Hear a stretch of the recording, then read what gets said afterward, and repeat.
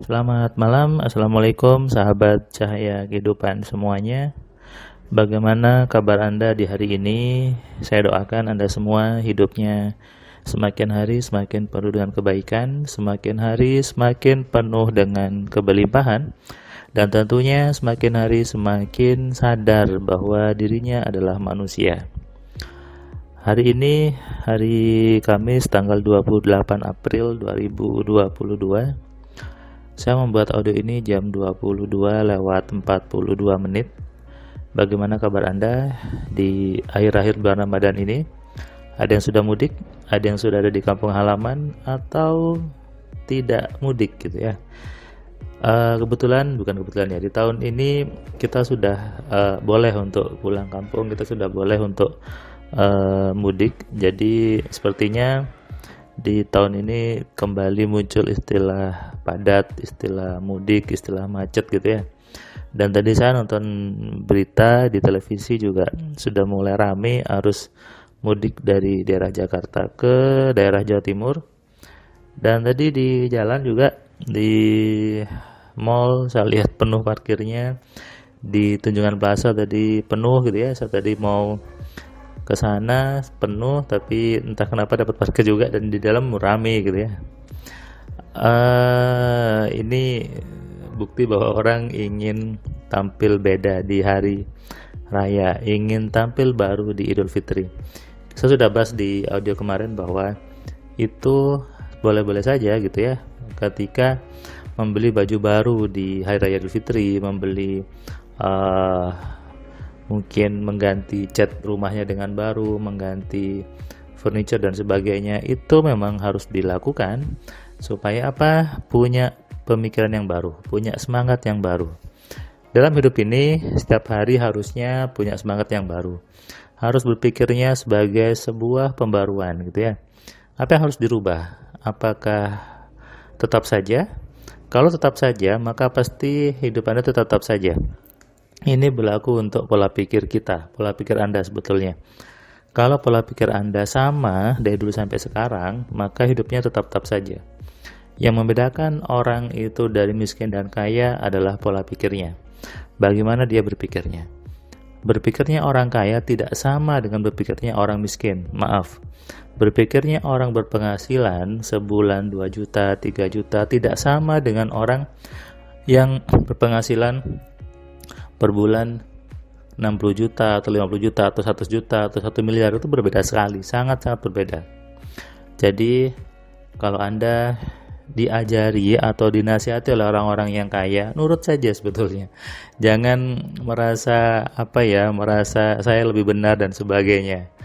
Saya pernah mengulas di audio ini bahwa pemahaman yang benar itu terlihat dari kehidupan yang benar juga. Pemahaman yang baik itu terlihat dari kehidupan yang baik juga. Jadi, kalau Anda hidupnya tidak baik, maka pemahaman Anda banyak salahnya. Ini harus Anda akui, untuk apapun. Misalnya tentang hal mistis dan tentang uang, tentang kekayaan dan sebagainya, tentang bisnis. Banyak salahnya, sehingga harus diperbaiki. Kenyataannya, banyak orang, yang dia susah, itu kadang lebih ngeyel daripada orang yang dia punya mindset kaya. Mungkin Anda tidak sadar, tapi saya ketika saya ketemu banyak orang di kelas AMC, ketemu banyak orang di bisnis juga, teman-teman saya, orang-orang yang punya mindset kaya, dia lebih cepat menerima nasihat tentang bisnis, tentang kekayaan, tentang kehidupan. Sementara orang yang mindsetnya miskin lebih ngeyel ketika dinasihati tentang kehidupan oleh orang yang kaya gitu ya. Ini suatu yang lucu sebetulnya.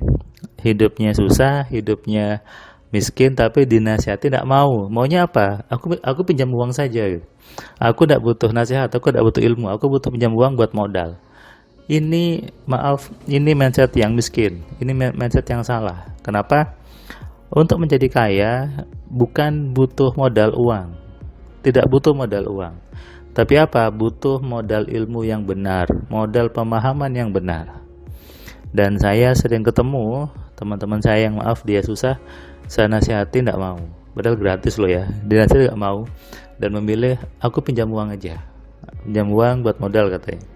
karena modalnya habis, dulu bisnis habis, bisa bilang ya itu yang salah. Artinya apa? Ada yang salah di kepala kamu ketika modal pinjam habis, berarti ada yang salah kan di ilmunya, bukan salah bisnisnya, bukan salah Tuhannya juga, tapi ada yang salah di kepala kamu yang memang harus dibersihkan. Ini yang kadang orang tuh ngeyel. Sementara orang-orang yang punya mindset kaya, orang-orang yang siap bertumbuh jadi kaya, dia menerima, oh iya, apa yang salah ya? Oh iya, saya salah mikir seperti ini dan saya mau berubah. Saya juga sering ketemu gitu ya, orang-orang di kelas MC online yang dia agak ngeyel, dan maaf, nilai kuis bakat kayanya emang rendah.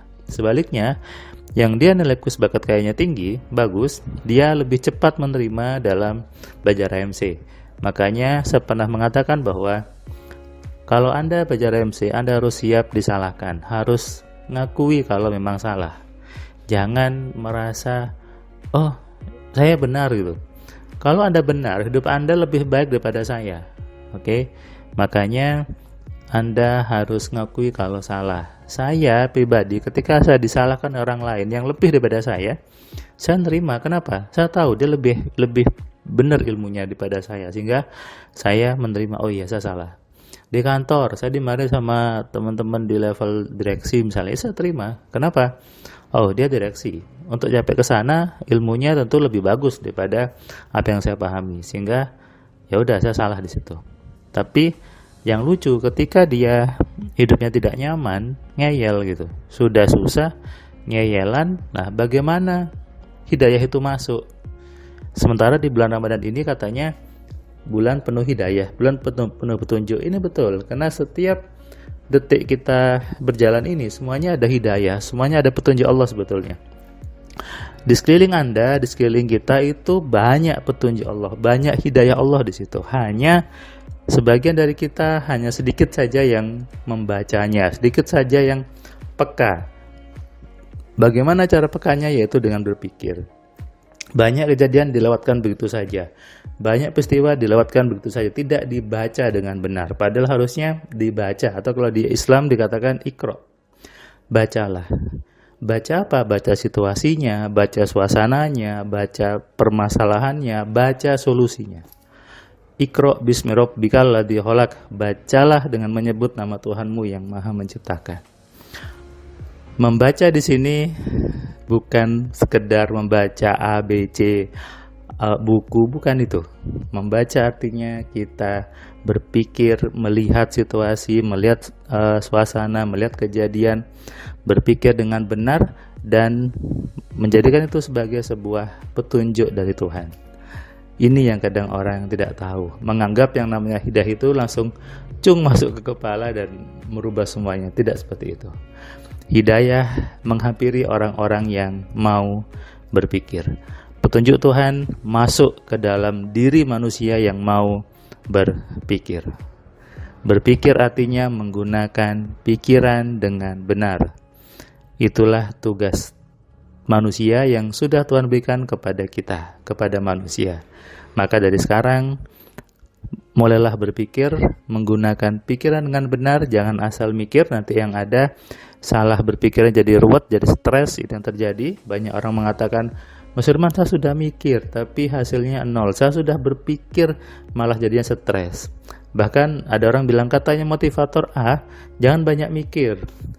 Jangan mikir, tapi action. Ya mungkin dia nggak belajar ya, bahwa berpikir itu juga action. Berpikir, mengarahkan pikiran, menggerakkan pikiran itu adalah bagian dari action. Selamat malam, selamat istirahat, salam sehat, salam kaya, salam cerdas. Dari saya Firman Pratama. Assalamualaikum.